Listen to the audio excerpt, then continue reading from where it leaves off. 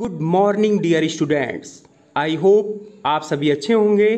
प्यारे बच्चों, आज हम उपस्थित हैं कक्षा 6 की हिंदी विषय की पाठ्य पुस्तक व्याकरण निपुण भाग 1 के पाठ 2 वर्ण विचार के दूसरे मॉड्यूल के साथ।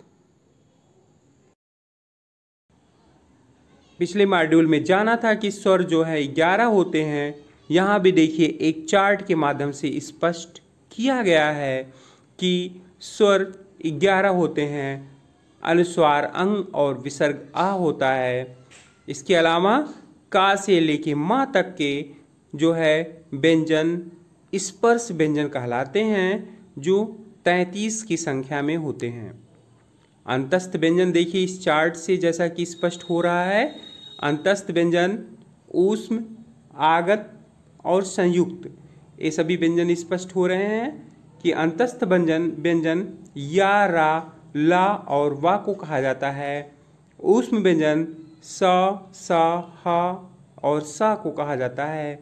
आगत व्यंजन आ, का, खा, गा, जा, फा इन सबको कहा जाता है, लेकिन मुख्य रूप से जा और फा को ही आगत व्यंजन माना जाता है।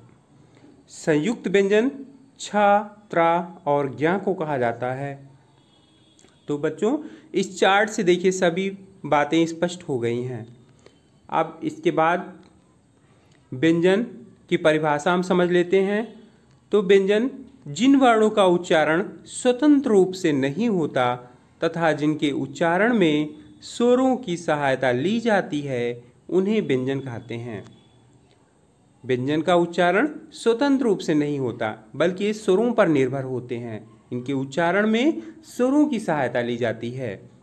इस तरीके से व्यंजन की कुल संख्या 33 होती है और का से लेके माँ तक सभी व्यंजन जो है स्पर्श व्यंजन, अंतस्थ व्यंजन जो 4 होते हैं, उस व्यंजन भी 4 होते हैं और संयुक्त व्यंजन भी 4 होते हैं, जो इस चार्ट में स्पष्ट किए गए हैं। अब इसके बाद आते हैं बच्चों, श्वास की मात्रा के आधार पर व्यंजनों का वर्गीकरण 2 प्रकार से किया जाता है, अल्प प्राण और महाप्राण।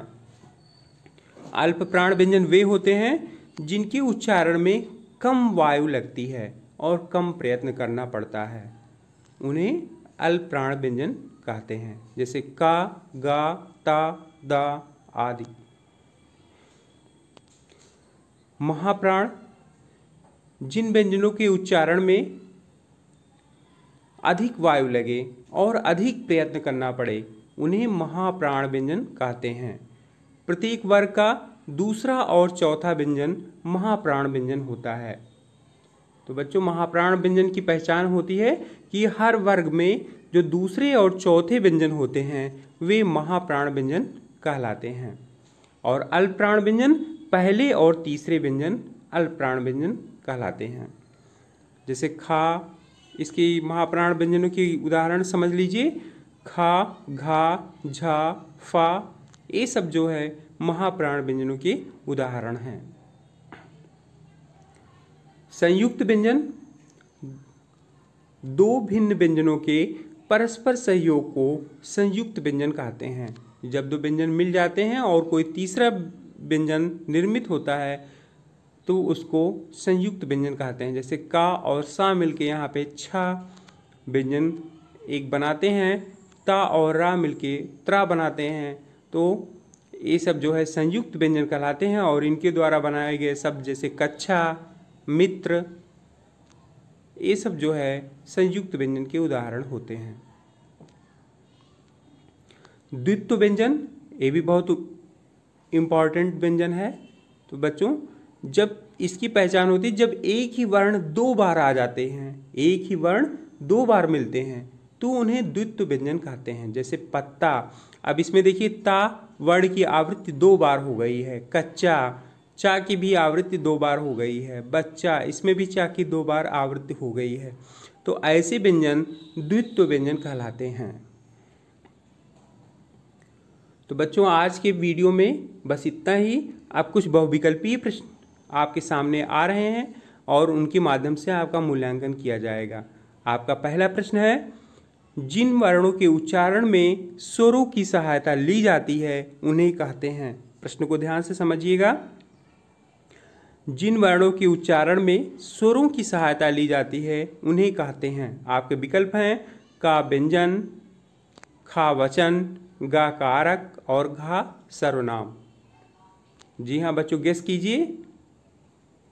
बिल्कुल ठीक, आपका विकल्प बिल्कुल सही है, आपका अनुमान सही है, आपका सही विकल्प है विकल्प का व्यंजन। आपका दूसरा प्रश्न है व्यंजनों की संख्या है। आपके विकल्प हैं का 11, खा 12, गा 33 और घा इनमें से कोई नहीं। जी हाँ बच्चों, सोचिए। अभी इससे पहले ही हमने इसी वीडियो में बताया था कि व्यंजनों की वास्तविक संख्या कितनी होती है। जी बिल्कुल ठीक, आपका सही विकल्प है विकल्प गा 33। आपका तीसरा प्रश्न है पत्ता शब्द किस व्यंजन का उदाहरण है। आपके विकल्प हैं का स्पर्श, खा अंतस्थ, गा द्वित्व, घा ये सभी।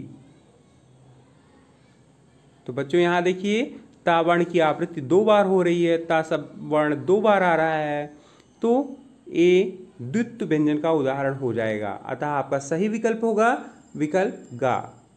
चौथा प्रश्न है कच्छा शब्द किस व्यंजन का उदाहरण है। के विकल्प हैं का स्पर्श व्यंजन, खा अंतस्थ व्यंजन, गा संयुक्त व्यंजन और घा इनमें से कोई नहीं। जी हाँ बच्चों, गेस कीजिए। वेरी गुड, आपका सही विकल्प है विकल्प गा संयुक्त व्यंजन। तो ये तो थे बहुविकल्पीय प्रश्न। अब आपको लघु उत्तरीय प्रश्न दिए जा रहे हैं जिनका उत्तर आपको 2 से 3 पंक्तियों में देने हैं। आपका पहला प्रश्न है संयुक्त व्यंजन की परिभाषा उदाहरण सहित स्पष्ट कीजिए। पहला प्रश्न है संयुक्त व्यंजन की परिभाषा उदाहरण सहित स्पष्ट कीजिए। और दूसरा प्रश्न है द्वित्व व्यंजन की परिभाषा देते हुए इसके 2 उदाहरण भी दीजिए।